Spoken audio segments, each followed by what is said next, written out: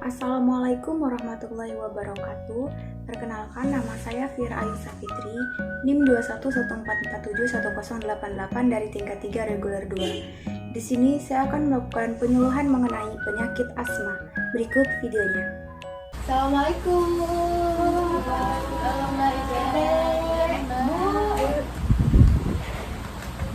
Baik, Ibu, sebelumnya perkenalkan, nama saya Fira Ayusa Fitri, bisa dipanggil Fira.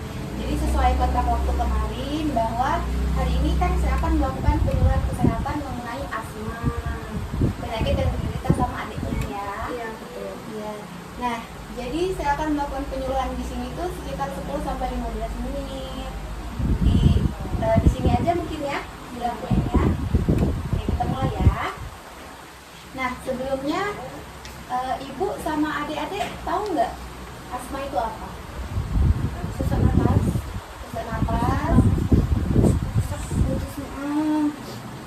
ada lagi mus-musan. Oke. Jadi itu tadi benar ya, itu tadi tanda dan gejala. Asma itu sendiri merupakan kondisi ketika paru-paru mengalami iritasi. Jadi masalahnya ada di paru-paru adiknya. Jadi saluran pernapasannya itu menyempit sehingga udara yang masuk ke dalam paru-paru itu menjadi sulit, menyebabkan kesulitan bernafas.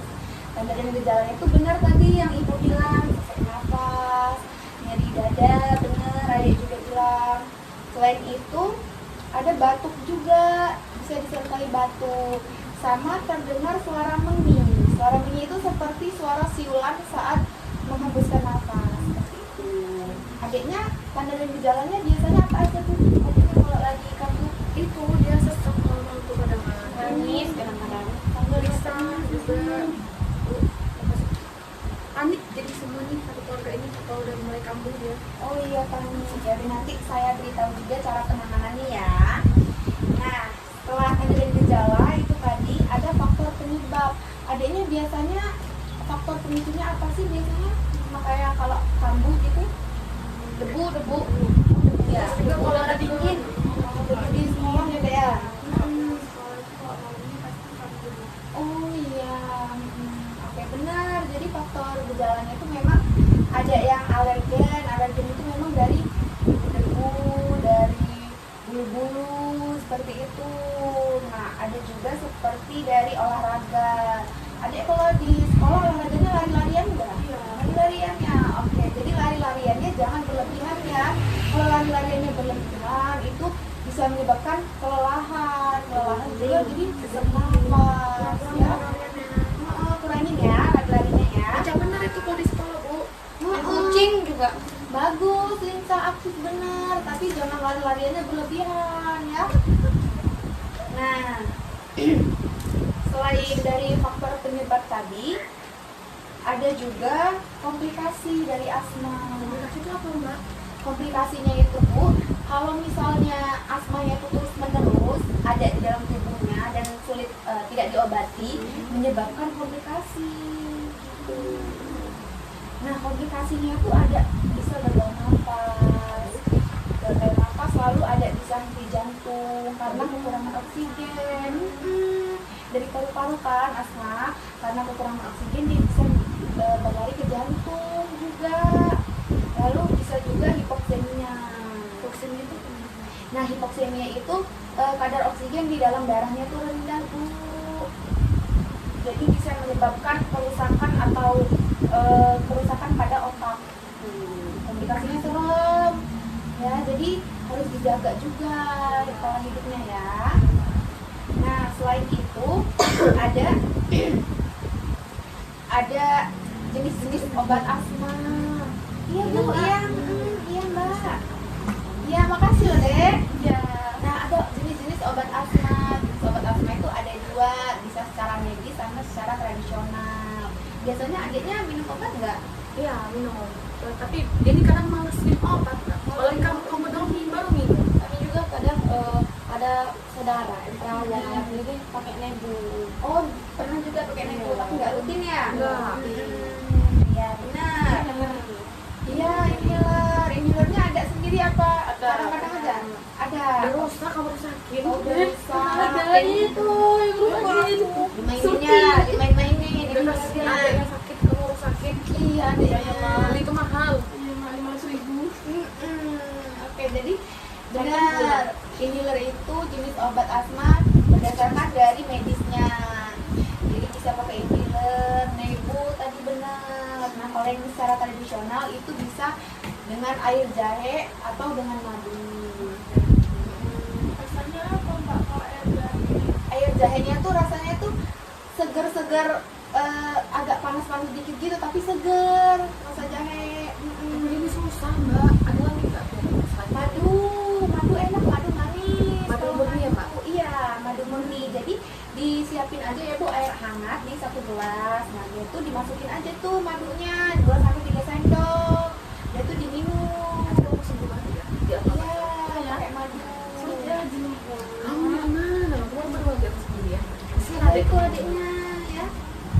Nah, kalau air jahe itu, jahenya itu dibersihin 2 sampai 3 ruas, dan itu direbus. Nah, udah itu pas sudah dingin, airnya itu bisa diminum. Campur madu juga bagus ya, Supaya dicampur madu juga boleh. Oke, nah udah itu kalau cara pencegahan asmanya tadi kan ibunya bilang jadi panik ya kalau adiknya kambuh kadang ini apalagi malam-malam ya. Kalau kambuh, nah kalau kambuh itu adiknya kan posisi malam kan tidur ya, kambuh, jadi dibangun dudukin posisinya berdiri tegak ya. Lalu udah itu pakaian-pakaian yang membuatnya sesak itu dibuka, udah itu latih teknik nafas dalam tuh gitu. Nafas dalam itu gini dek, adek tarik nafas ya, dia boleh nafas tahan 3 detik lalu dihembuskan lewat mulut. Nah gitu, itu bisa membuat sedikit lebih rileks supaya nafasnya itu bisa diatur seperti itu. Oke, itu berarti misalnya nggak boleh pakai yang ketat-ketat ya Mbak? Iya, jangan pakai yang ketat ya. Nah, oke, baik. Nah, sekiranya itu saja yang dapat saya sampaikan pada penyuluhan pada hari ini. Mbak atau adik atau ibu, apakah ada pertanyaan? Kalau nebu tuh bagusnya tuh berapa kali seminggu gitu? Rutinnya berapa? Kalau nebu itu biasanya saat adiknya ini kambuh, baru diberikan nebu. Cuman kalau adiknya nggak kambuh, itu sebaiknya memakai obat-obat yang tradisional aja. Kalau dari dokternya nggak ada obat dari dokter gitu. Tapi kalau ada obat dari dokter, adiknya sebelumnya udah berobat. Udah. Di puskesmas masih ada obatnya ya. Nah kalau masih ada, pakai yang obat dari dokter dulu, jangan dicampur dengan obat tradisional gitu. Ada selangnya gitu ya? Iya, selagi waktu 1 sampai 2 jam gitu. Kalau mau diminumin obat tradisionalnya. Apa ada lagi pertanyaan? Ada. Cukup, oke baik. Kalau begitu saya mencoba untuk mengevaluasi apa yang telah saya sampaikan. Jadi ada yang tahu nggak, adik atau ibu atau saudara, mengenai tanda dan gejala asma? Sama apa? Iya,